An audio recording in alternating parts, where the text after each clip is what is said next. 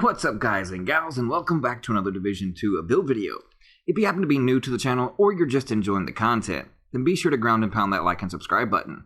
And reach up there, trigger the bell, and turn on post notifications, so that way you never miss a live stream or a video that is uploaded. Also check out the links in the description below, tons of extra links, content, so don't miss out on that.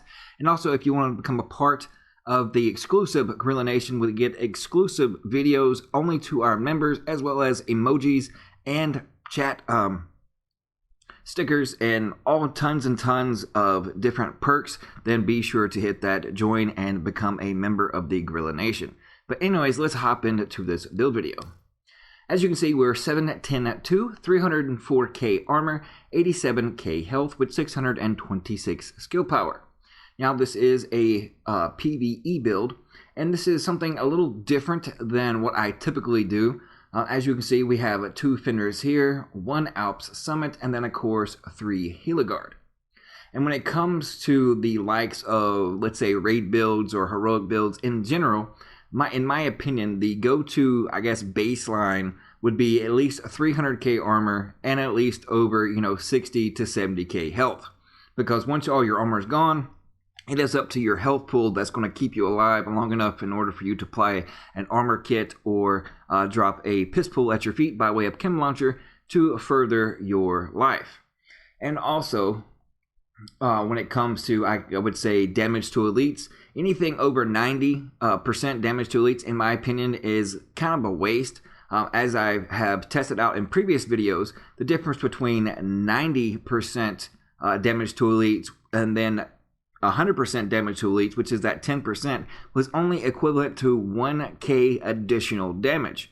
So there's definitely some variations there, and over 90% I think can be invested in other ways as far as when it comes to just base damage of your particular type weapons that you're using. So that is just my rule of thumb. 90% you're good. Anything around that, any more than that, is kind of like just overkill. And then of course at least 300k armor. But let's hop into the gear itself. We'll start with the 2-piece Fenris. And what I was also going for, not just survivability, damage, but also protection from elites.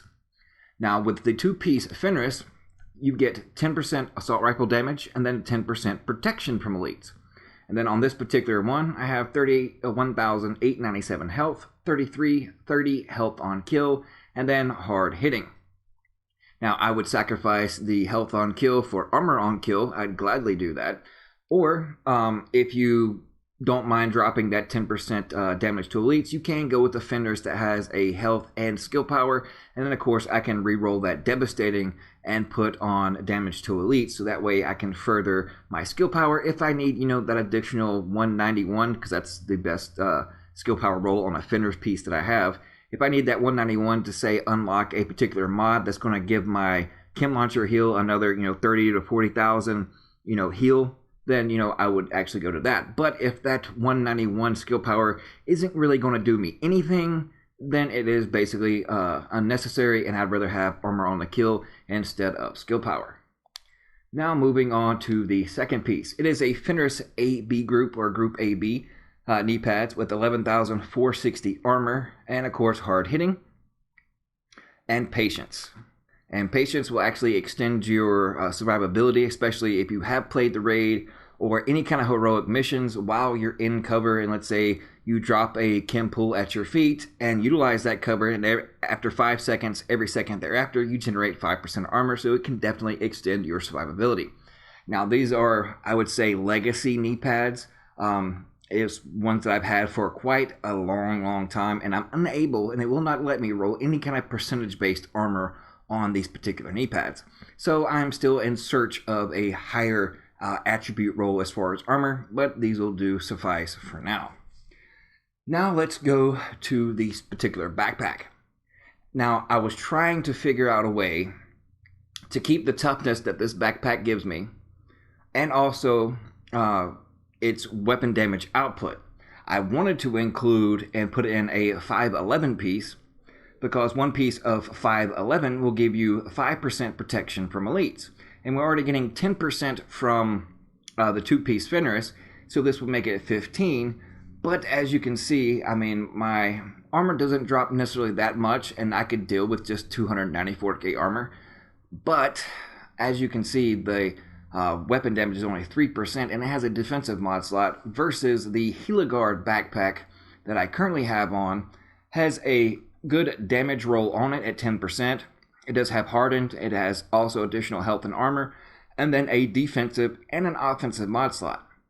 So sure, I could actually roll hard hitting on it to compensate, or roll that 10% weapon damage and up it from 3%, but then I would still lose out on 6.5%. And I would only be getting 5% protection from elites from that one piece 511.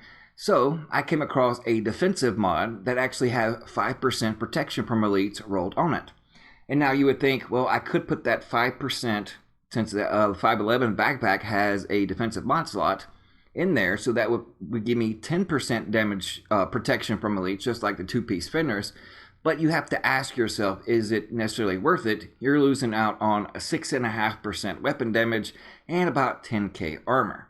Now, if that's something you're able to live with, then by all means, go for it. As soon as I find a better one with the right particular rolls, then that is what I'm going to more or less go to, because that would give me an additional 5% damage protection from elites. But this current backpack, 10,328 armor, 10% weapon damage, 16,668 health with hardened, not utilizing safeguard, offensive mod slot that has 5% assault rifle damage and then 1.5% weapon damage. So this one backpack gives me 16.5% weapon damage, and then of course, like I stated before, the 2558 armor, 5% protection from elites, and then 4% explosive resistance. Now on to the chest piece. It is a Heligard chest piece, no necessarily talent more or less on the chest piece like Unbreakable or Berserk or Unstoppable Force. It's not really necessary. I mean, in certain situations it does help out, like if I had Unbreakable here, then of course my armor would actually go down. So just with hardened, you will be just fine. So all the other, it will just be either to help your survivability, like Unbreakable, you get that proc of armor back, or Unstoppable Force, giving you that additional damage after you get a kill. But since there's only, I think like 2 phases of the actual raid, thereas that you're actually going to get that much of a benefit from things like Unstoppable Force, to where hardened is just fine and you'll be just fine with it.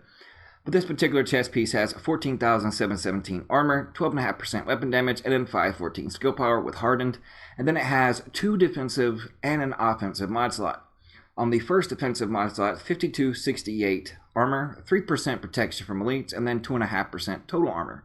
And then I have another 5% assault rifle damage and 1.5% all weapon damage, for a total of 6.5% weapon damage mod. And then on the second defensive mod slot, 5643 armor, 444 armor regen, and then 3% protection from elites. So just from the protection from elites that I currently have, that makes me at 21% protection from elites. And on this chest piece alone, since I was capped at 12.5%, then I still get 19% total weapon damage just from my chest piece. Now on to the mask.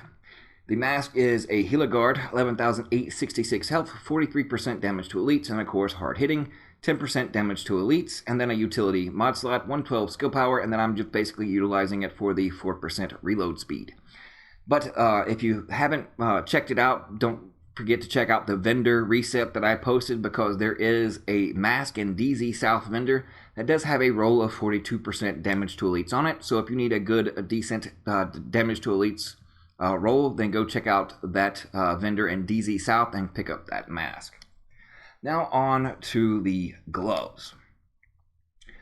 The gloves is Alp Summit, 20% skill haste, but the reason why I'm utilizing it is because it has 10% assault rifle damage on it, hard hitting, and of course an offensive mod slot. 1.5% weapon damage and then 5% assault rifle damage, for a total of 16.5% weapon damage just on my gloves. So let's recap right quick before we move on to the weapons. We have 5% protection from elites in the mod on our backpack. The 2-piece fenders, that puts us at 15%, and then the 3% protection from elites in the defensive mod slots on our chest puts us at 21% protection from elites. And then of course, once I do get that perfect 511 piece that I'll be able to use here, that has significant enough weapon damage to make me I guess, entice me enough to want to switch from this one and make it worth sacrificing 6.5% weapon damage for, that additional protection from elites, then I will do so here. But all in all, getting that much protection from elites, still having this much and this amount of tankiness, as well as putting out tons of damage. And of course, we'll start with the EB. Of course, yes, I do have the Eagle Bearer. And it is 30.4k base. And then there's the talents. I'm pretty sure all you know what the talents and how the Eagle Bearer works. But if you have the likes of, let's say, P416 with Breadbasket, that'll actually work wonders too as far as when it comes to raid, because Breadbasket lining body straps add stacks bonus of plus 5% headshot damage to the next headshot for 10 seconds. And max stack is 10. So you can stack it, 10 body shots and then get that 50% headshot damage bonus, which definitely works out really, really handy. And then, of course, if you want one with like the overflowing talent, 24.6k, almost 25. And of course, if you have an AK, then that damage I think will probably be around 26.7, 27. So it just depends on which particular type AR that you so choose to go to. And of course, it is the M60.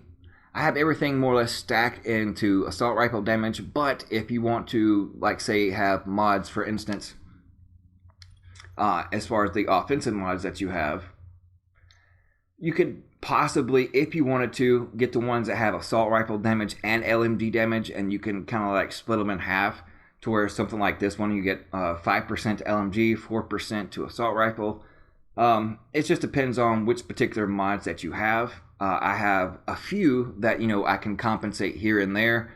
But, since I, like this one, for instance, I get an even split of 4% assault rifle damage, and then 4% LMG damage, and then 1% all weapon damage for 5 and 5. So if you have mods like this, you can split it up and go, at even. And I believe that would put me around 36, 37k base damage on my M60. And then it would drop my Eagle down to around 27, which is, it all just depends on personal preference and your personal choice when it comes to weaponry on your PvE stuff. So now let's go over the character sheet. Starting with the M60, as stated. 32,000 weapon damage. We have the 14% reload speed bonus just from that particular 4% utility mod in our mask. So that did come in, that 4% does come in handy. And then, of course, we have 47% all weapon damage bonus, and then 15% to LMG for a total of only 62% going to LMG, but our primary is the EB. But if we do have to switch to the M60, I should add that the holster talent of the Eagle Bearer does come in handy, because while I'm shooting the M60, I gain 10% bonus armor while I'm firing.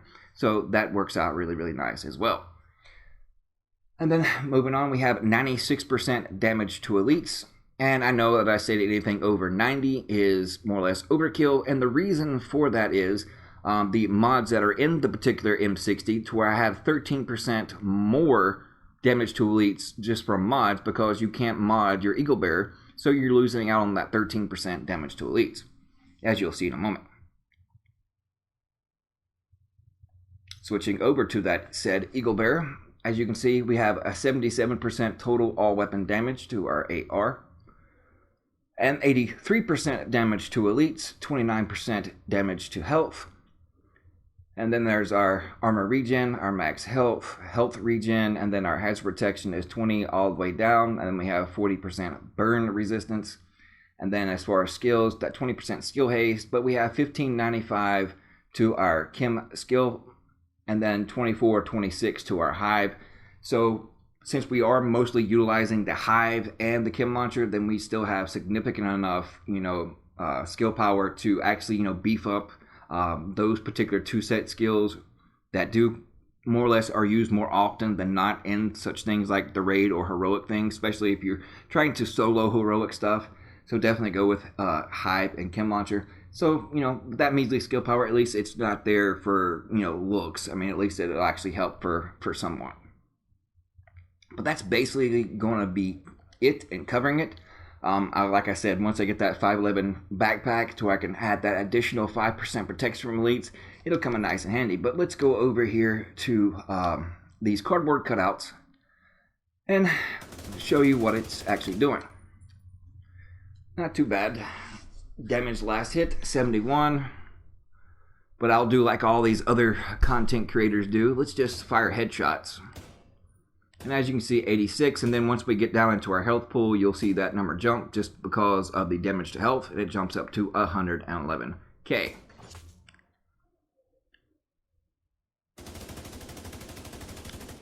So you can mow NPCs down quite a bit. And then of course, with my potato aim with the M60,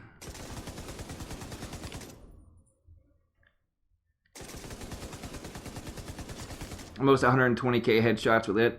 So all in all, really, really well. So I hope you guys enjoy it. If you try it out, be sure to let me know in the comment section below. And if you're able to stack more damage to elites than, or protection from elites, I should say, than what I have now, and you have the 2-piece spinners and utilizing that 1-piece 511, then let me know in the comment section below. But thank you guys so much for tuning in. Thank you for all the love and support. We're on our way to 10k subs. Appreciate you all. We'll see you fudging later.